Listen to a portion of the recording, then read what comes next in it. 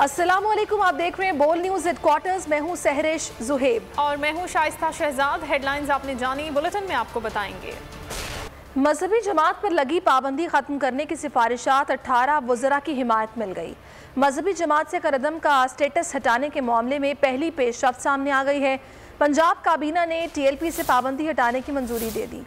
दूसरी तरफ Lahore high court ने साद रिजवी की नजरबंदी के खिलाफ दरखास्त वापस लेने की बुनियाद पर खारिज कर दी।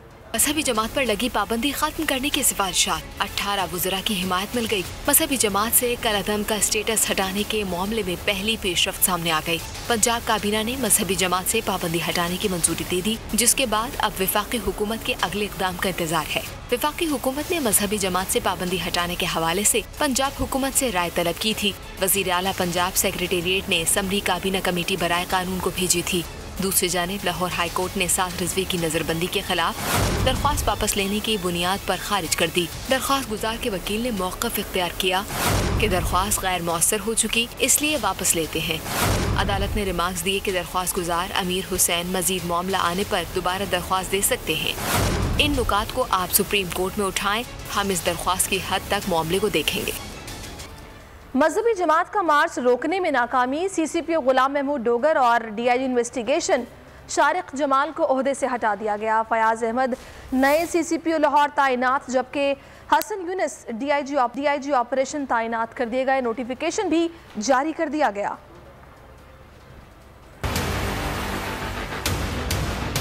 मजहबी जमात का लॉन्ग मार्च कई अफसरान को साथ बहा ले गया। पंजाब में बड़े पैमाने पर अफसरान की तकर्रुरी और तबादले।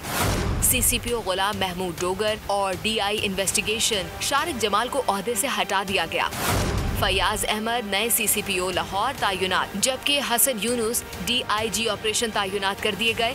गुलाम मोहम्मद डोगर को एडिशनल IG लॉजिस्टिक तैनात कर दिया गया। SSP ऑपरेशंस इस्माइल खाकड़ भी तब्दील कर दिए गए।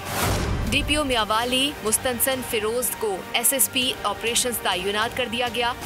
SSP इन्वेस्टिगेशन लाहौर मंसूर अमान भी तब्दील। DPO कसूर इमरान शकूर ने SSP इन्वेस्टिगेशन लाहौर की जगह ले ली। कीमत इतनी बढ़ी कि चीनी भी कड़वी लगने लगी। कई शहरों में चीनी की कीमत 150 रुपए से जायद हो गई। कराची हो या कोयटा, लाहौर हो या पेशावर, हर जगह चीनी की कीमत आसमान से बातें कर रही है। महंगाई पे पै दर पे एतबार से अवाम भी बिलबिला उठे हैं।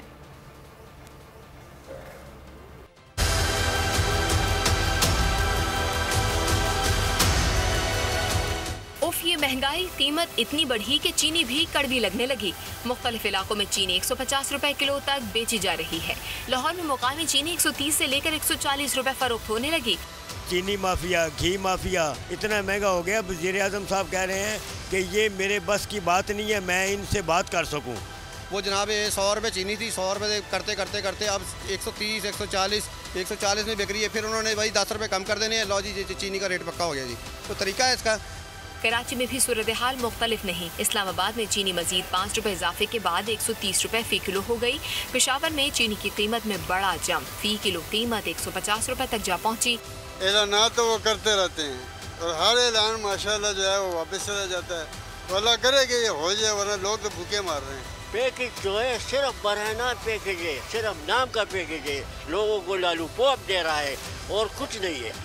रावलपिंडी में इंतजामिया का दावा है कि मार्केट में दरामद शुदा चीनी की वाफिर मिकदार पहुंचा दी गई है। दरामद शुदा चीनी के निर्ख 90 रुपए फी किलो और मुकामी चीनी के निर्ख 89.75 रुपए फी किलो मुकर्रर। कोयटा में होलसेल में चीनी 124 रुपए फी किलो, जबकि आम दुकानों पर 115 रुपए से 140 रुपए फी किलो फरोख्त की जा रही है।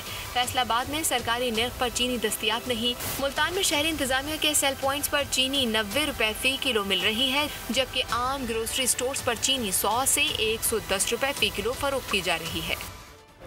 जिन पर तकिया था वही पत्ते हवा देने लगे। पंजाब में मुबैना तौर पर चीनी की ज़ख़ीरा अंदोज़ी में तहरीक इंसाफ और इत्तेहादी जमातों के रहनुमा मुलव्वस निकले। शुगर मिल्स के पास चीनी मौजूद होने के बावजूद फ़रोख्त नहीं की जा रही। कीमतें बढ़ाने के लिए मसनूई बहरान पैदा किया जा रहा है। सुधीर चौधरी रिपोर्ट करेंगे।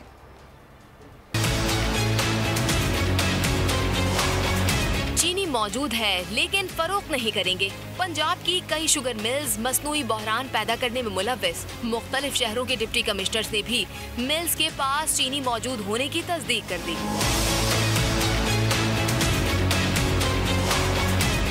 स्पीकर पंजाब असम्बली चौधरी परवेज इलाही, वफाकी वजीर खुसरो बख्तियार, हुमायूं अख्तर खान, हारून अख्तर खान और चौधरी ज़का अशरफ की मिल्स भी चीनी का जखीरा रखने वालों में शामिल हैं। 39 शुगर मिल्स के पास 80,000 मेट्रिक टन चीनी मौजूद है, लेकिन फरोख्त नहीं की जा रही। जराये के मुताबिक ब्लैक मार्केटिंग के लिए चीनी का बहरान पैदा किया गया है। शहरियों को बिजली का एक और झटका लगने को तैयार। बिजली की तकसीमकार कंपनीज के लिए नवंबर 2019 से जून 2020 तक फ्यूल चार्जेस एडजस्टमेंट की समरी मंजूरी दे दी गई, जबकि महंगाई की चक्की में पिसती अवाम तैयारी पकड़ लें, गंदम भी महंगी होने को है। ECC का मौजूदा सूरत हाल में मजीद गंदम दरामद न करने का फैसला और अफगानिस्तान को गंदम के आटे की फराहमी की समरी मंजूर कर ली है।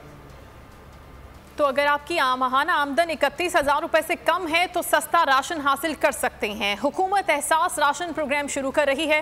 वजीर आजम की मुआविन सानिया निश्तर के मुताबिक शहरी मोबाइल फ़ोन पर ऐप डाउनलोड कर सकते हैं, जिसके तहत किराना स्टोर या यूटिलिटी स्टोर से रियायत मिलेगी। आटा, चीनी, घी और तेल पर सब्सिडी मिलेगी। लोगों को महंगाई की वजह से तकलीफ है और हुकूमत को इसका एहसास है, तो एक नया एहसास का प्रोग्राम लाया जा रहा है जिसका नाम है एहसास राशन। ये 2 करोड़ ख़ानदानों के लिए और तकरीबन इससे 13 करोड़ लोग मुस्तफ़ीद होंगे। जैसे कि मैंने कहा, पीर को रजिस्ट्रेशन पोर्टल खुलेगा, लोग इस पे रजिस्टर होंगे और उसके बाद 2 या 3 हफ्ते बाद हम जांच पड़ताल के बाद लिस्ट शाया कर देंगे कि कौन लोग इसके हकदार हैं और कौन लोग इसके हकदार नहीं हैं। जिन ख़ानदानों की जो आमदन है 31,000 से कम है और जो हमारे डेटाबेस में एक ख़ास स्कोर से कम है, वो इस प्रोग्राम के मुस्तहिक ठहराएंगे और हमारे तखमीने के मुताबिक पाकिस्तान की 60% आबादी इससे मुस्तफ़ीद होगी। और जैसे जैसे इंशाअल्लाह ये निज़ाम जड़ पकड़ता जाएगा तो ये फिर इन्फ्लेशन एडजस्टमेंट, सब्सिडी की अमाउंट को इंक्रीज़ करना, सब्सिडी को और चीज़ों पे भी देना, मगर सबसे पहले प्रायोरिटी है कि निज़ाम चले और दयानतदारी से चले, कोई उसको अब्यूज़ ना करे, उसमें शफाफियत हो, लोग उसको एक्सेप्ट करें। वज़ीर आज़म इमरान खान कहते हैं किसी से ज़ाती दुश्मनी नहीं, लेकिन अपोजिशन पर करप्शन के मुकदमात हैं। अपोजिशन से हाथ मिलाने का मतलब करप्शन को तस्लीम करना है। करप्शन के खिलाफ लड़ रहा हूँ और लड़ता रहूँगा। तकरीब से खिताब में वज़ीर आज़म ने कहा कि बरतानिया में करप्शन के इल्ज़ाम पर लोग पार्लियामेंट में नहीं बैठ सकते। यहाँ सेनेट में खरीदो फरोख्त होती है, जिसका सबको मालूम है। हमारी जो मोरालिटी, जो एथिक्स है, वो बड़ी बुरी तरह नीचे गिरे हैं। जो करप्शन है ना, मैंने सारे मुझे कहते जी आप क्यों ये इनके पीछे करप्शन पड़े रहते हैं, इन 2 बड़े ख़ानदानों के पीछे। मेरी उनसे कोई ज़ाती लड़ाई, बल्कि मेरी तो दोस्तियाँ होती थी उनसे। इंग्लैंड में पहले पढ़ाई की, उसके बाद फिर मैं क्रिकेट खेलता था वहाँ कोई 18 साल के। वहाँ का और हमारी जो मोरालिटी है, जो एथिक्स है, ज़मीन आसमान का फ़र्क है। उनकी जो पार्लियामेंट है वो चलती कैसे है, वहाँ क्यों नहीं कोई पैसे चलते जिस तरह हमारे सेनेट के ऊपर लोग बिकते हैं। मुझे कहते हैं जी वो अपोजिशन लीडर है, आप उसे हाथ नहीं मिलाते, उसके ऊपर अरबों रुपए के करप्शन के केसेस हैं। मैं उसके ऊपर हाथ मिलाता हूँ तो मैं एक्सेप्ट करवा देता हूँ माशरे में कि बुरी चीज़ ही नहीं है ये। सब्सक्राइब करें और बेल दबाएं ताकि कोई खबर रह न जाए।